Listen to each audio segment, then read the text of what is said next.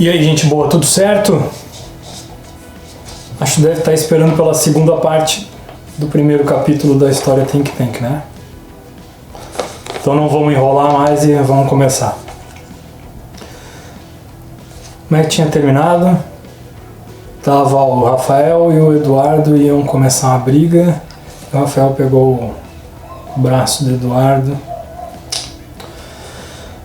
Na hora que o Rafael agarrou o braço do Eduardo, o Felipe já se meteu no meio para separar os dois.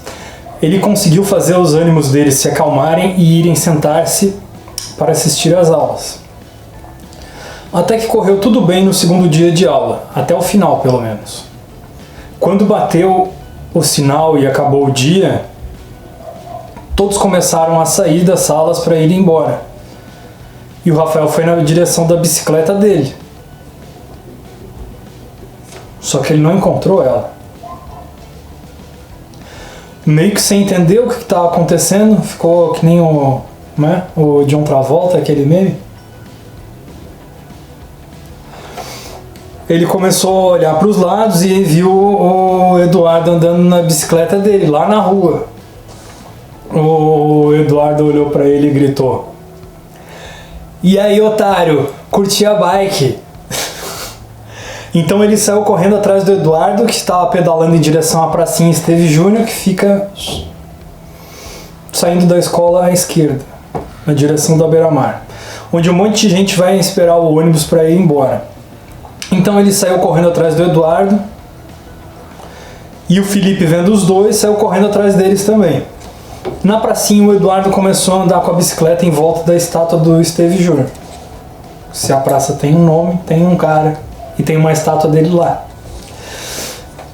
E o Rafael e o Felipe meio que cercaram ele. Tava andando em círculo, aí chegaram os dois e pá. Só que não. Quando o Eduardo para e começa a olhar para eles, eles percebem que quem está cercado são eles. Os amigos do Eduardo estão todos em volta do Rafael e do Felipe. E o Eduardo olha pro Rafael e fala: "E aí, vai querer fugir de novo, banana?" E o Rafael responde: "Eu só acho que tu não merecia a surra que eu ia te dar se tu brigasse comigo. Mas já tô começando a achar que tu merece." "Quem vai apanhar aqui é tu, neguinho", retrucou o Eduardo. E o Felipe estava pronto para tentar impedir a briga quando se ouviu um berro. "Ah!" Uma menina gritou: "O que é aquilo?" Quando chega uma máquina de 2 metros de altura, mãos e braços dando porrada em todo mundo, pisando nas cerquinhas de ferro da grama e amassando, derrubando placas, postes de luz, lixeiras, destruindo o que passava pelo seu caminho. O Eduardo saiu correndo enquanto o robô pisava na bicicleta do Rafael. Quando o robô estava indo para cima do Felipe, o Rafael saltou para cima da máquina e conseguiu desequilibrá-la, chutando a sua perna. Mas rapidamente ela se levantou e, como era muito forte, repeliu o Rafael, jogando ele longe com seu braço de metal. O Rafael saiu rolando, mas não se deixou abater.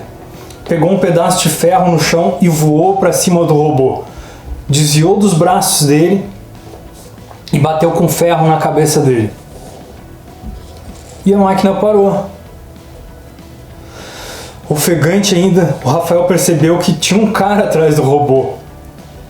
E o homem tinha desligado a máquina. Enquanto isso, o Eduardo acompanhava a cena atônito. Um dos amigos dele botou a mão no ombro dele e falou: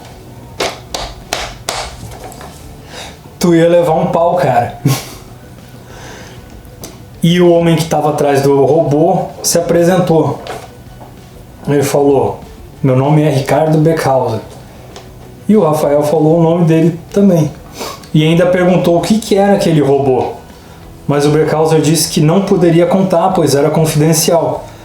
Mas deixou um bilhete com um endereço e convidou ele para encontrar com ele lá naquele endereço no dia seguinte, de tarde, para que ele explicasse para o Rafael o que estava acontecendo. Enquanto o Rafael lia o bilhete com o endereço, Felipe veio agradecer pela rasteira que o Rafael tinha dado no robô. E o Rafael, não foi nada. Como se não tivesse sido. E o Felipe perguntou, e quem que era aquele cara que apareceu? É o Beckhauser, deixa eu te apresentar a ele. E o Rafael se virou para apresentar o homem para o amigo. Mas ele tinha sumido, juntamente com o robô. Só restou a bicicleta dobrável estraçalhada no chão da praça. Alguém chamou o SAMU e a ambulância já estava chegando. E o Rafael ficava pensando na bicicleta dele. Ei, tudo bem, deixa a bicicleta aqui, falou o Felipe. Eu te acompanho até o terminal. E os dois foram caminhando para o terminal. Não era muito perto dali, era melhor ter ido de bicicleta, mas meio que em estado de choque, não conversaram nada de importante a respeito do ocorrido durante o percurso. Enquanto estava no ônibus, Rafael tinha um tempo melhor para refletir sobre o assunto. E sua avó não estava em casa novamente. Ele achava estranho, porque além de morarem só os dois, ela era dona de casa e esperava encontrar ela no almoço. E quando ela chegou, ele perguntou onde ela esteve. Ao que ela rapidamente respondeu, não te interessa, guri? Bom, enfim, o problema não era dele. Ele resolveu ligar então a TV para ver se aparecia alguma informação sobre o que tinha acontecido na pracinha da escola naquele dia. Mas os noticiários não falavam nada. Não falaram nada. Parecia que estava tudo bem em Pindorama. Pelo menos para a grande mídia, né? Já na escola, no dia seguinte, os colegas já tratavam o Rafael como um herói. O Eduardo já veio abraçando os ombros dele, pedindo desculpas por tudo e se oferecendo para pagar uma bicicleta nova para ele. Querendo muito se tornar amigo do aluno novo forte, já se apresentou e apresentou todos os amigos da sala, os amigos dele da sala para o Rafael. O Zé, o Flávio, o Bazão, o Chico, o Bilique e o Jorge. Aqueles mesmos que estavam em volta dele para tentar bater nele no dia anterior. Cara, foi mal, disse um. Bicho, tu é fera, disse o outro. Bem, estavam todos transparecendo na cara uma mistura de culpa, medo, respeito e admiração. Se bem que não era algo que o Rafael estava muito preocupado. O Rafael era o centro das atenções. Quem não tinha percebido, ele ainda foi conhecê-lo naquela hora. E se apresentavam. Oi, Rafa, eu sou a Bea, essas são a Jo e a Karen. Falava uma menina no meio de outras duas, puxando o Rafa, pedindo para ele sentar no meio delas para protegê-las. Não precisa, não vai acontecer nada. Além do mais, eu tenho que estudar bastante, se desculpava o Rafael. Quando conseguiu se desvencilhar dos curiosos e finalmente sentar-se em seu lugar, o Felipe perguntou. Afinal, o que aquele Beckhauser falou pra ti naquela hora? Cara, ele me deu um papelzinho com um endereço e falou que se eu quiser saber o que está acontecendo é pra eu encontrar ele hoje lá, respondeu o Rafael. E tu vais? Perguntou o Felipe. Não sei ainda, respondeu o Rafael. E não se tocou mais no assunto até o final da aula. Quando estava todo mundo indo embora, o Felipe correu atrás do Rafael na saída e perguntou se ele já tinha se decidido.